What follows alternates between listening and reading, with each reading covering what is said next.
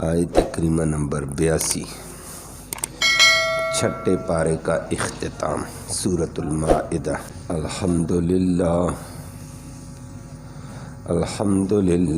عدد خلقہ ورضا نفسہ وزنۃ عرشہ ومداد کلماتہ، والصلاة والسلام علی صفوۃ رسلہ وخیر خلقہ محمد وآلہ وصحبہ۔ اما بعد فاعوذ باللہ من الشیطان الرجیم، بسم اللہ الرحمن الرحیم۔ لَتَجِدَنَّ أَشَدَّ النَّاسِ عَدَاوَةً لِلَّذِينَ آمَنُوا الْيَهُودَ وَالَّذِينَ أَشْرَكُوا وَلَتَجِدَنَّ أَقْرَبَهُم مَّوَدَّةً لِلَّذِينَ آمَنُوا الَّذِينَ قَالُوا إِنَّا نَصَارَىٰ، ذَلِكَ بِأَنَّهُم مِّنْهُمْ قِسِّيسِينَ وَرُهْبَانًا وَأَنَّهُمْ لَا يَسْتَكْبِرُونَ۔ صدق اللہ العلی العظیم وبلغنا رسولہ النبی الامی الکریم۔ قابل صد تکریم معزز سامعین کرام،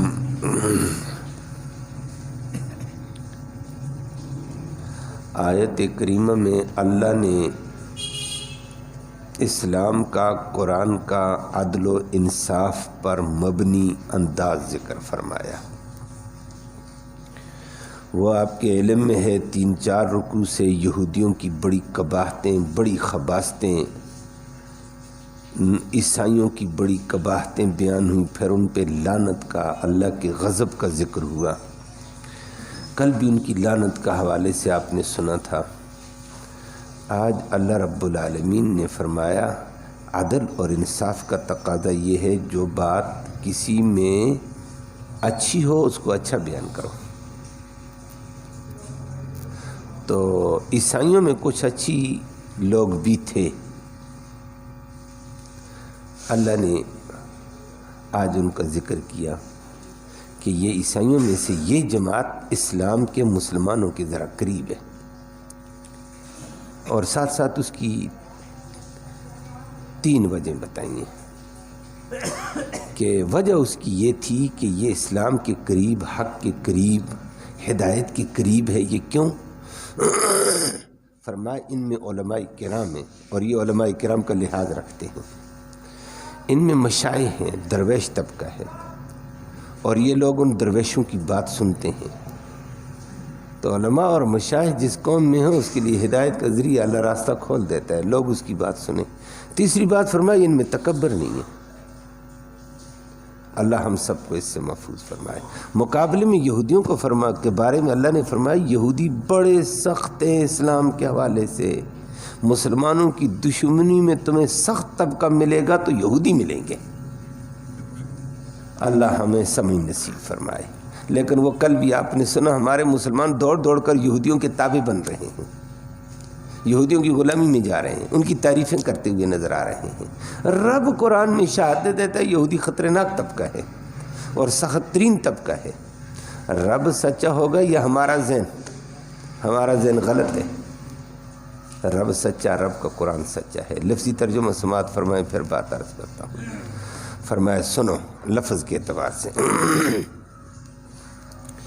اللہ نے نبی کریم صلی اللہ علیہ وسلم کو، نبی کریم صلی اللہ علیہ وسلم کے ذریعے سے ہر قرآن والے کو کہا لَتَجِدَنَّ، ضرور بضرور تم پاؤ گے، اشد الناس، تمام لوگوں سے زیادہ سخت، عداوتاً، دشمنی کے اعتبار سے، تمام لوگوں سے زیادہ سخت دشمن، عداوت والے، للذین آمنوا، ایمان والوں کے لیے، الیہود، یہودیوں کو تم پاؤ گے، ایمان والوں کے سخت دشمن تمام لوگوں سے، والذین، اور نمبر 2 وہ لوگ ہیں اشرکو جو شرک کرتے ہیں، مشرکین۔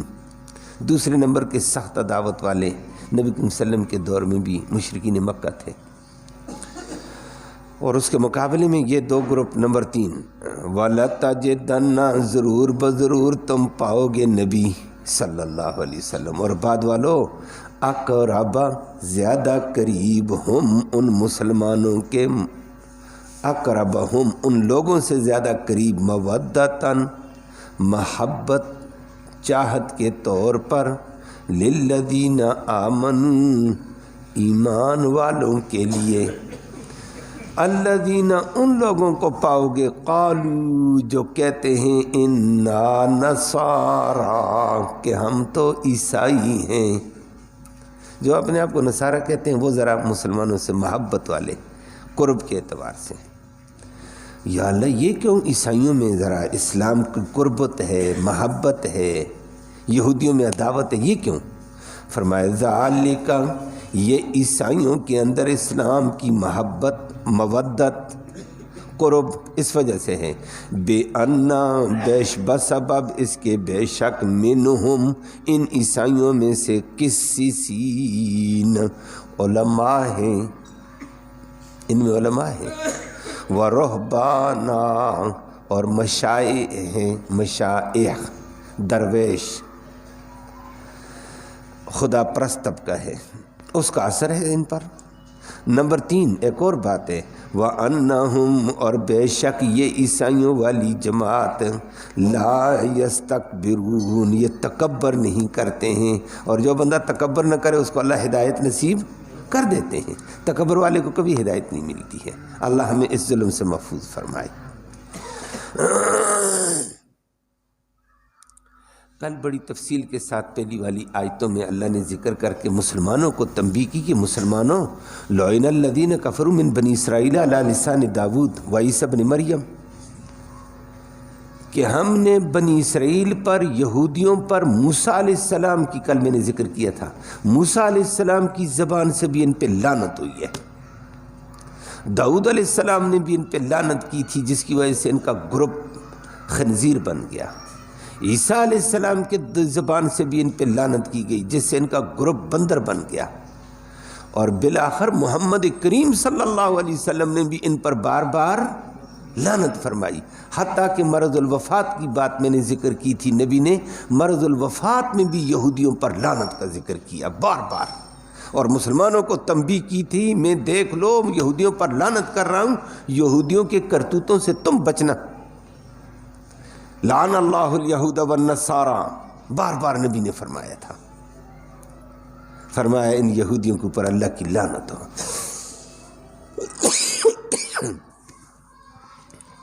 تو لعنت ان کے اوپر ہوئی ہے تو برباد ہوئے، اور اس کی وجہ بتائی تھی، ذالک بما عصوا وکانوا یعتدون۔ تیسری بات، لا یتناہون عن منکر فعلوہ، ایک تو نافرمانی کرتے تھے اللہ کے حکم کی، حد سے تجاوز کرتے تھے، اور ان کے علماء اور مشائخ برے باتوں سے ان کو روکتے نہیں تھے، نہی عن المنکر نہیں کرتے تھے، اس وجہ سے اللہ نے ان کو برباد کیا ہے، اور اللہ کا غصہ ان پہ سخت رہا ہے۔ اللہ تو آخر میں اللہ نے فرمایا مسلمانوں پھر ان سے دوستی نہ لگانا، اگر ان سے دوستی لگاؤ گے تو ان میں سے ہو جاؤ گے، اللہ کا غضب تمہارے اوپر بھی ہوگا، ناراضگی، اور آخرت میں ہمیشہ ہمیشہ کے عذاب میں تباہ ہو جاؤ گے۔ اور جن لوگوں کا نبی پر، اللہ پر، نبی پر، قرآن پر ایمان ہے، فرمایا وہ یہودیوں کے قریب نہیں جائیں گے۔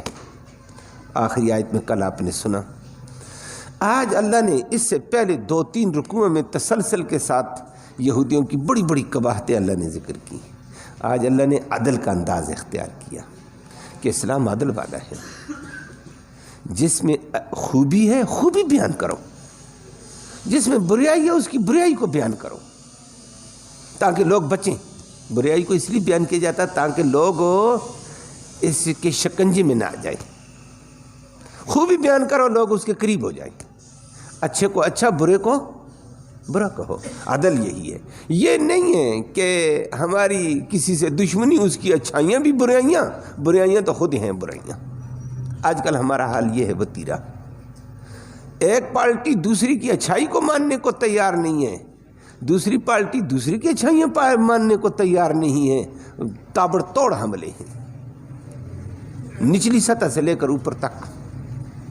اسلام کہتا ہے یہ نہیں ہے۔ یہودیوں کی بربادیاں ذکر کر کے آخر میں فرمایا کہ یہودی دین کے ہمیشہ تم ان کو دشمن دیکھو گے، اور دشمن نہیں، اشد الناس عداوتاً، تمام لوگوں سے زیادہ سخت دشمنی کے اعتبار سے یہودی ہوں گے، اسلام کے سخت دشمن ہیں۔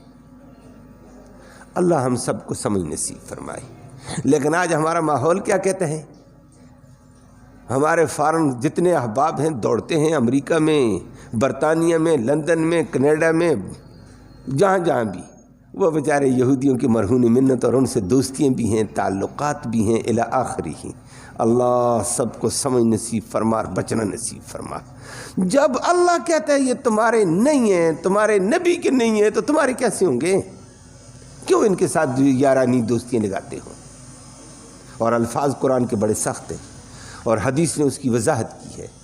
یہودیوں نے مدینہ میں نبی نے یہودیوں کو تحفظ دیا، بنو قینقاع کو تحفظ دیا، بنو نذیر کو تحفظ دیا، بنو قریظہ کو تحفظ دیا، لیکن اندر کیا ہوتا؟ تحفظ لے کر اسلام کی چھتری کے نیچے رہ کر جان مال عزت آبرو کا نبی نے تحفظ دیا، لیکن موقع پاتے تھے، کوئی موقع ایسا نہیں چھوڑتے تھے جہاں اسلام کی اور اسلام والے پیغمبر کو ختم کرنے کے لیے سازش میں کئی موقع ایسے تھے۔ نبی کریم صلی اللہ علیہ وسلم کو قتل کرنے کے منصوبے بنائے، بلایا نبی کریم صلی اللہ علیہ وسلم کو اس کے لیے، جی ہمارے درمیان میں جھگڑا ہے، آپ فیصلہ کریں، چونکہ آپ وقت کے پیغمبر ہیں، آپ کا فیصلہ چلے گا۔ بھائی تم تو مانتے نہیں ہو ہمیں نبی، ہاں وہ نہیں مانتے، لیکن آپ نبی تو ہیں نا، آپ کی موجودگی میں کون فیصلے کرے گا؟ نبی کریم صلی اللہ علیہ وسلم فرمایا چلو چلیں گے، انصاف کی بات کریں گے، اللہ ہدایت دے دے گا۔ وہاں جہاں بٹھایا، گدے شدے لگائے، لایا اس بہانے سے، اور گدے تکیے لگائے، پیچھے دیوار کے غنڈے کھڑے کیے، جیسے محمد بیٹھے گا پیچھے سے دیوار کو دھکا دینا، اس کے اوپر لگے گی، دیوار کے نیچے دب کر مر جائے گا، معاذ اللہ۔ دشمنی تھی نہیں تھی، نبی بیٹھے صلی اللہ علیہ وسلم، صحابہ بھی سامنے بیٹھے ہوئے، اللہ نے جبریل کے ذریعے سے وحی کی، نبی اٹھو چلو۔ نبی اٹھے، سیدھے فرمایا سیدھے جاؤ مدینہ شہر میں۔ نبی چلے گئے، پیچھے صحابہ پریشان، یا اللہ نبی کریم صلی اللہ علیہ وسلم کو بشری تقاضا ہو گیا، غیب جاننے والا ابو بکر تھا، عمر بھی تھا، اور صحابہ بھی تھے، غیب تو اللہ جانتا۔ نبی نے بتایا، نبی ایک دم نکل گئے جبریل کی وحی سے، چلے گئے۔ صحابہ نے سوچا کہ بشری تقاضا انسان کے تکلیف ہو گئی، پیٹ کا درد ہو گیا، اور کوئی بات یاد آ گئی، نبی اپنی حاجت پوری کر کے، ضرورت پوری کر کے واپس آئیں گے۔ بیٹھے بیٹھے صحابہ، بعد میں نبی نے باہر سے بندہ بھیجا، صحابہ کو آ جاؤ، میں چلا گیا ہوں مدینے۔ یا رسول اللہ یہ کیا ہے؟ مدینے کے یہودیوں کو وہاں بلایا نبی نے، فرمایا یہ کیا چکر تھا؟ یہ دیوار کے پیچھے کتنے گنڈے کھڑے تھے، میں نام بتاؤں؟ اللہ نے مجھے بتا دیا فلانا فلانا گنڈا دیوار کے پیچھے تھا، تم نے دیوار میرے اوپر گرانے کا فیصلہ کیا، جبریل نے مجھے کہا اٹھو، میں اٹھ کر نکلا۔ بعد میں جبریل نے تفصیل سنائی، اور میں نے گنڈے گزرتے وقت واپس دیکھے تھے، یہ وہ یہودی تھے، معاہدہ کر کے نبی کے ساتھ، پھر بھی نبی کو قتل کرتے، پھر بھی نبی کو شہید کرنے کے در پہ، اسلام کے دشمن ہیں یہ۔ ایک موقع نہیں، یہ میں نے ایک روایت سنائی، اور کئی موقعوں پر۔ غزوہ خیبر کے بعد یہی یہودی تھے، سارا یہود قبضے میں آ گیا، زہر ہو گیا۔ آخری حربہ انہوں نے فتح خیبر کے بعد، خیبر فتح ہوا، واپس نبی آئے، ان کو پتہ ہے نبی کریم صلی اللہ علیہ وسلم دعوت قبول کرتے ہیں، کسی کی بھی دعوت ہو، غریب بندہ بھی دعوت دے، انجان بھی کہے جی میں دعوت، اور اسلام کہتا ہے، نبی نے بھی فرمایا دعوت قبول کرو۔ اگلے نے محبت کا اظہار کیا، اس کو ٹھکراؤ نہیں، چاہے چھوٹی کوئی چیز ہے، دعوت قبول۔ نبی نے کہا ٹھیک ہے، دعوت کے لیے گئے، بکری پکائی، اس میں زہر ملائی گئی، اور بکری کا شانہ نبی کریم صلی اللہ علیہ وسلم کو پسند ہوتا ہے، زہر اس میں۔ نبی جا کر ساتھ صحابہ کو لے کر گئے، جا کر لقمہ ڈالا منہ میں۔ لقمہ بھی ہر چیز اللہ کے امر کے تابع ہے، ہم بھی جو لقمہ ڈالتے ہیں نا، یہ اللہ سے پوچھتا ہے، وہ میں نے پہلے ایک درس میں تفصیل ذکر کی تھی۔ لقمہ پہلے اللہ کی تسبیح بیان کرتا ہے، وَإِن مِّن شَيْءٍ إِلَّا يُسَبِّحُ بِحَمْدِهِ، ہر چیز کائنات کی اللہ کی تسبیح بیان کرتی ہے۔ یہ انسان کھاتا ہے تسبیح والی چیزوں کو، تو لقمہ جب منہ میں کے قریب جاتا ہے یہ تسبیح چھوڑ کر اللہ سے پوچھتا ہے یا اللہ غذا بنوں، دوا بنوں، شفا دوا، یا دا بنوں، بیماری کا ذریعہ بنوں۔ اللہ جو کہتا وہی ہو جاتا ہے۔ ہم کہتے ہیں میں نے کھانا کھایا وہ پیٹ میں درد ہو گیا، کیوں؟ اللہ کا امر یہی تھا۔ کبھی کبھی کھانا کھاتے ہیں ڈاکٹر کی دوائیوں سے علاج نہیں ہوتا ہے، پانی پیا، کھانا کھایا، اللہ نے شفا کا فیصلہ کر دیا، وہی غذا نے اللہ نے فرمایا شفا بن، وہی شفا بن جاتی ہے۔ اب نبی نے لقمہ ڈالا، باقی صحابہ بیٹھے ہوئے تھے دسترخوان پر، جب تک بڑا آدمی دسترخوان پہ ہاتھ نہ ڈالے تو صحابہ کی تربیت تھی ہاتھ نہ ڈالو۔ نبی نے ہاتھ ڈال دیا، شانے کے گوشت کو منہ میں ڈال دیا، صحابہ نے بھی کھایا، بھوک لگی، یہ جہاد سے واپس آئے، خیبر فتح کیا۔ لقمہ نبی نے منہ میں ڈالا، لقمے نے تو اللہ سے پوچھ لیا غذا بنوں، دوا بنوں، شفا، یا دا بنوں بیماری؟ رب نے کہا کچھ نہیں، رک جا۔ اب نبی لقمے کو چبا رہے، لقمہ نگلا ہی نہیں جا رہا ہے۔ حکم کس کا چلتا ہے؟ اللہ کا۔ اللہ طاقت والا ہے، نبی بھی اس کے محتاج، ولی بھی اس کے محتاج۔ لقمہ جا ہی نہیں رہا ہے، نبی لقمہ چباتے ہیں، نگلنے کی کوشش کرتے، نگل ہی نہیں جا رہا ہے۔ صحابہ نے لقمہ ڈالا اور وہ نگل بھی گئے تھے، وہ بعد میں شہید بھی ہوئے ہیں۔ نبی لقمہ چباتے چباتے جبریل آئے، نبی لقمے کو تھوک، یہ تو زہر ہے، اسی لیے اللہ نے بچایا۔ بچانے والا کون؟ اللہ ہے۔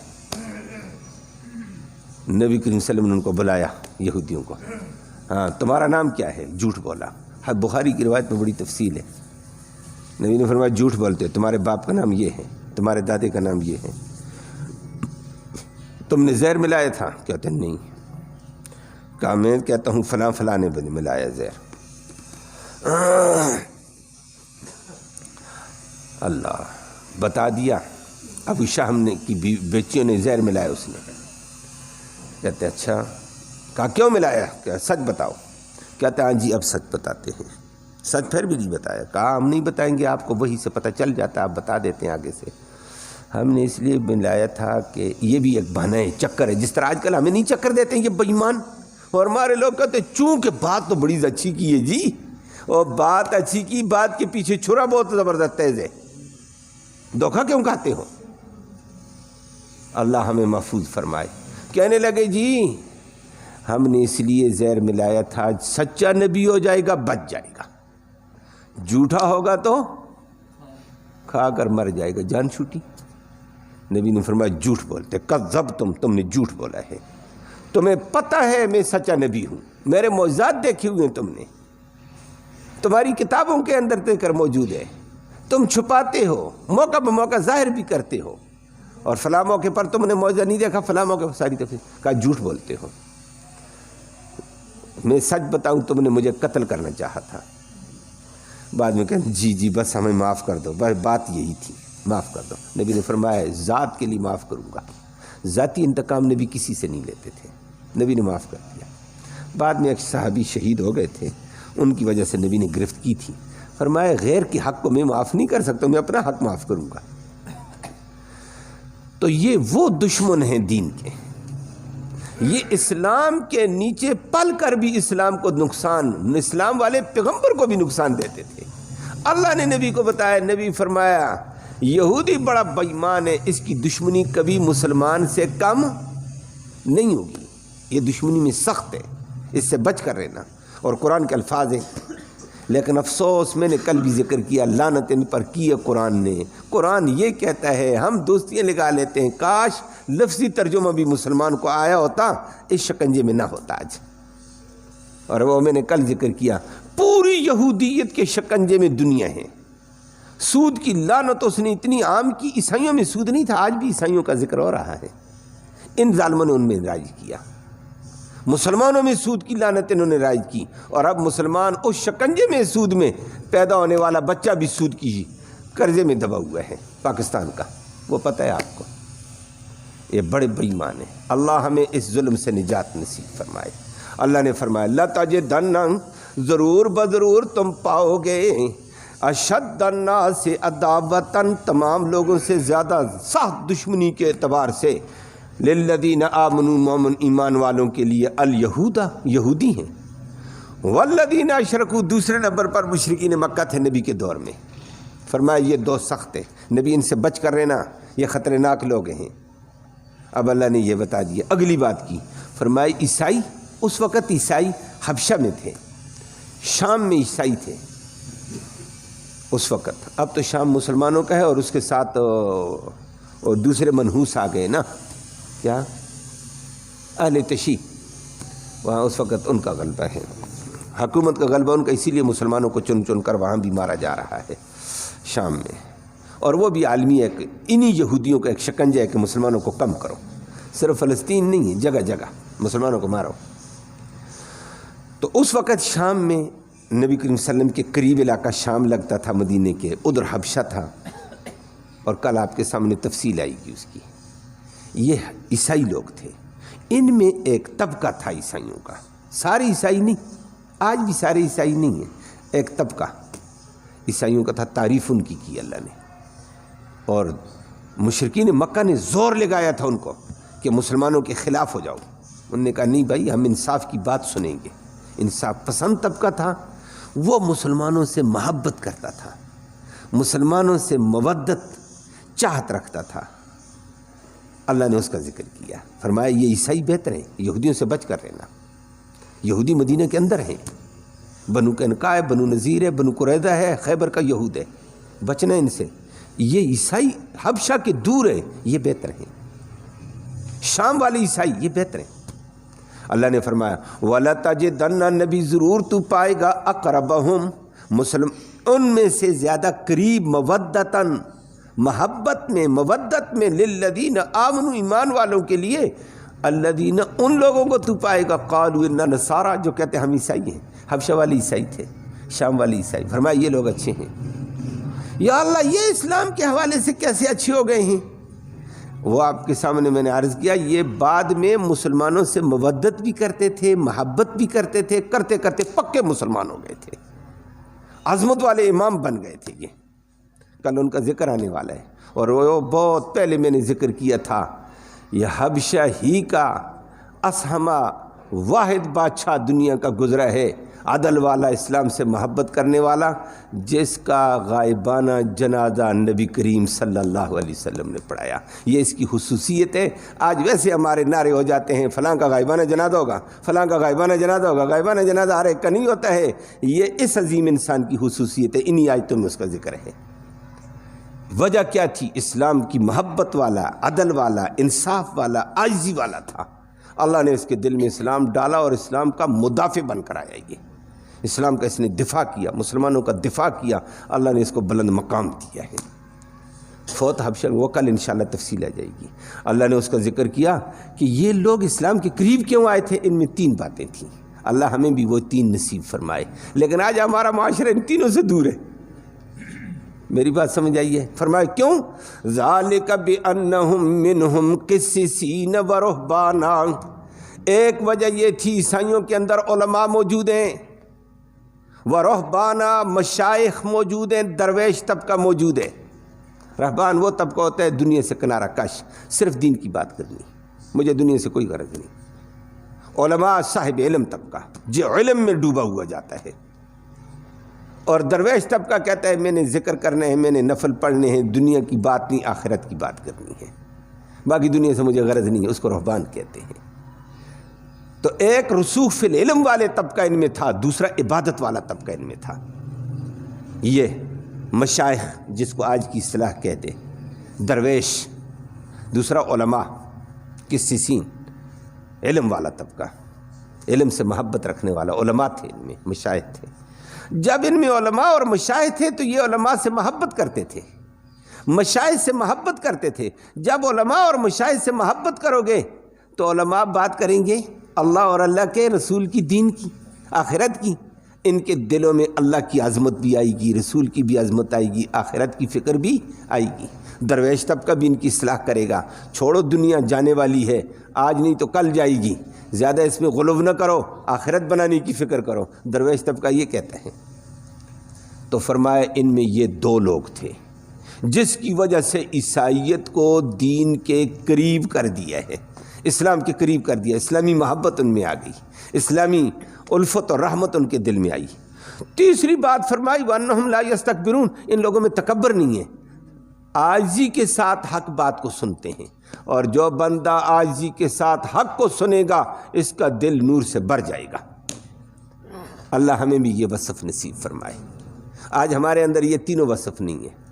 گویا علماء محدثین نے ذکر کیا جس طبقے میں تین باتیں ہوگی اللہ اس کو ہدایت ضرور دیتا ہے۔ ایک علماء طبقے کے اندر ہے، یہ رحمت کا ذریعہ ہے، مشائخ درویش طبقہ ہے، یہ رحمت کا ذریعہ ہے، لیکن ساتھ ساتھ لوگ بات مانیں بھی اس کی۔ تیسرا تواضع، فرمایا تینوں چیزیں انسان کو رحمت کے، اسلام کے، اللہ کے قریب کر دیتی ہیں۔ عیسائیوں کے اندر یہ طبقہ تھا، حبشہ والوں میں بھی تھا، میں نے عرض کیا کل میں اس کی بڑی لمبی تفصیل ذکر کروں گا حدیث کے اعتبار سے، اور ان میں یہی چیز تھی۔ لیکن آج ہمارے معاشرے کے اندر اللہ ہمیں معاف فرمائے، علماء ہیں لیکن علماء کی سنتا کون ہے؟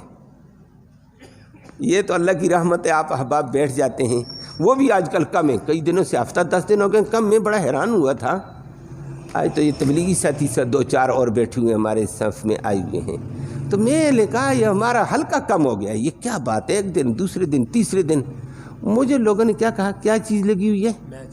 وہ میچ کا ہوا، ایک اور نام انہوں نے لیا، PCL PS کچھ ایسا نام۔ میں نے کہا وہ کیا چیز ہے؟ کہتے ہیں جی کرکٹ میچ ہے، دنیا ادھر گھر کے، نماز کو بھی نہیں آتے ہیں، قرآن بھی چھوڑا، نماز بھی چھوڑی، ادھر لگ گئے ہیں۔ علماء کی بات سنیں گے نہیں تو اسلام کی محبت کیسے آئے گی؟ دین والوں کی بات سنیں گے نہیں تو اسلام کی محبت کیسے آئے گی؟ ہمارا حال یہ ہے، بلکہ ہمارا آج کا المیہ یہ ہے، عالم سے مذاق کیا جائے، تمسخر کیا جائے، گالی گلوچ کی جائے، برا بھلا کہا جائے۔ اللہ ہمیں معاف فرمائے۔ میں پہلے بھی ذکر کیا تھا، چند دن پہلے میں اسپتال میں جاتا تھا، بچی تھی، صبح صبح اسپتال سے نکلا، ایک بیمار پرسی کے لیے چلا گیا، وہ پتہ چلا آگے بندہ ہی فوت ہو گیا۔ تو میرے ساتھ ایک اور مولوی صاحب تھے آگے، اور مولویوں نے مجھے دیکھا، میں پیدل چلتے ہوئے جا رہا تھا یہ حیات ولی کے پاس، تو وہ علماء مجھے مل گئے، استاد جی آپ کے ادھر؟ میں نے کہا اس وجہ سے 1-2 اور موٹر سائیکل والے 3-4 اور کھڑے ہو گئے ہیں کہ آپ کے ادھر؟ میں کھڑا ہوا، اتنے میں لیڈیز آئی ہیں، 10-11 بجے کا ٹائم ہے، ان کے چھوٹے چھوٹے کپڑے ڈالے ہوئے ہیں، دیکھتے ہی انہوں نے گالی گلوچ شروع کر دی، برا بھلا۔ میں نے سر نیچے کیا، میں ان علماء کو کہتا ہوں یہ کیا بات ہے؟ ایک نے مجھے کہا دفع کرو جی، بس دفع کرو ان کو، یہ خنزیر ہو گئے ہیں۔ میں نے کہا ہم نے ان کو کچھ کہا نہیں، ان کو دیکھا تک نہیں، جس طرح سمجھ آ گیا کہ یہ ہیں۔ تو اتنے میں ایک لیڈیز بھی آ گئی، اور اسلامی خاتون، چادر والی تھی، دوپٹے والی۔ اس نے اس کی باتیں سنتے سنتے ہمیں کہا، اس عورت کو وہ پڑی ہے تھوڑی سی، اور ہمیں کہا دفع کرو ان خنزیروں کو۔ اس نے کہا تمہیں شرم نہیں آتا؟ اپنی حالت دیکھو، اور تم علماء کو گالیاں دے رہی ہے ان کی داڑھی کی وجہ سے، پگڑی کی وجہ سے۔ میری داڑھی، پگڑی، اور ایک نے مجھے یہ بھی کہہ دیا درمیان میں، اس نے کہا آپ کے رومال کی وجہ سے گالیاں دی آپ کو۔ میں نے کہا میرے رومال نے کیا کیا ہے اس کا؟ یہ حال ہے مسلمان کا، مولوی کو دیکھا اندر دیکھا نہیں ہے، کیا ہے کیا نہیں، گالیاں۔ ہمارا معاشرہ کہاں پہنچا ہے؟ پھر ہمیں ہدایت ملے گی؟ ہم اسلام کے قریب ہوں گے؟ میں حیران ہو گیا، ہر جگہ علماء کی توہین تمسخر ہمارا شیوا بن گیا، مشائخ کو برا بھلا کہنا ہمارا شیوا بن گیا، غرور و تکبر اتنا، میں حق بات سننے کو تیار ہی نہیں ہوں کسی کی۔ او بھائی بات تو سنو اگلے کی، غلط ہوئی تو رد کر دینا نا، لیکن وہ شیوا بھی ہمارے اندر ختم۔ وہ تو ماشاءاللہ پھر آپ جانتے ہیں وہ کیا مصیبت ہوتی ہے، ٹیبل ٹاک پہ بھی ایک دوسرے سے لڑائیاں جھڑائیاں، وہ سارا اثر نیچے آ گیا۔ یہ ان لوگوں میں 3 وصف تھے، تبھی اللہ نے ان کو عظمت دی، اور کل آپ کے سامنے تفصیلی بات آئی ان کی، اور اسی لیے حبشہ کے بادشاہ کا تذکرہ رب نے قرآن میں کیا ہے۔ یہ وصف بتائے جس قوم میں 3 طبقے ہوں، ان کے ساتھ علماء سے کی بات سنیں، علماء موجود ہوں، اور مشائخ موجود ہوں، دین کی رہبری کرنے والے، ان کی محبت ہو، تکبر نہ ہو، تواضع ہو، اللہ ہدایت دے دیتا ہے۔ عظمت دے دیتا ہے۔ اللہ ہم سب کو یہ نصیب فرمائے اور برائی سے بچنے کی توفیق نصیب فرمائے۔ اللہم صلی وسلم دائما ابدا علی حبیبک خیر الخلق کلہم۔ اللہم انا نسألک الہدی والہدی والعفاف والتقی والغنی۔ اللہم اہدنا واہدنا بہ وجعلنا سببا لمن اہتدی۔ اللہم ربنا ارنا الحق حقا فرزقنا اتباعہ وارنا الباطل باطلا فرزقنا اجتنابہ۔ یا اللہ تو رحمت کے فیصلے فرما، کوتاہیوں کو معاف فرما، صغیرہ کبیرہ گناہوں کو معاف فرما، دونوں جہانوں کی سرخروئی نصیب فرما، ذلت اور رسوائی سے محفوظ فرما۔ قوم یا اللہ تباہی کے دہانے جا رہی ہے، یا اللہ قوم کی حفاظت فرما، قوم کو ہدایت نصیب فرما۔ یا اللہ فسق میں، فجور میں، بے حیائی کے طوفان میں قوم جا رہی ہے، جھوٹ میں، کذب میں، غیبت میں تو ڈوبی ہوئی ہے۔ یا اللہ اس امت کی رکھوالی فرما دے، امت کو دوبارہ دین کی طرف آنے کی توفیق نصیب فرما، اپنے سچے نبی کا سچا پیروکار بنا، سچے نبی کی غلامی نصیب فرما، اغیار کی، شیطان کی غلامی سے ہم سب کو محفوظ فرما۔ یا اللہ حاضرین مجلس کی نیک مرادیں پوری فرما، نیک ارادوں میں کامیابی نصیب فرما، حلال کی روزی نصیب فرما، حرام سے محفوظ فرما۔ یا اللہ ملک پاکستان ہو یا دیگر ممالک ہو جو کافروں کے شکنجے میں ہیں، یا اللہ ان کو نجات نصیب فرما۔ فلسطین کے مجاہدین کو غلبہ اور قوت عطا فرما، ان کے مقابلے میں صہیونی طاقتوں کو ذلیل و خوار فرما دیں، رحم کا معاملہ فرما دیں۔ صلی اللہ تعالی علی خیر خلقہ محمد وآلہ وصحبہ اجمعین۔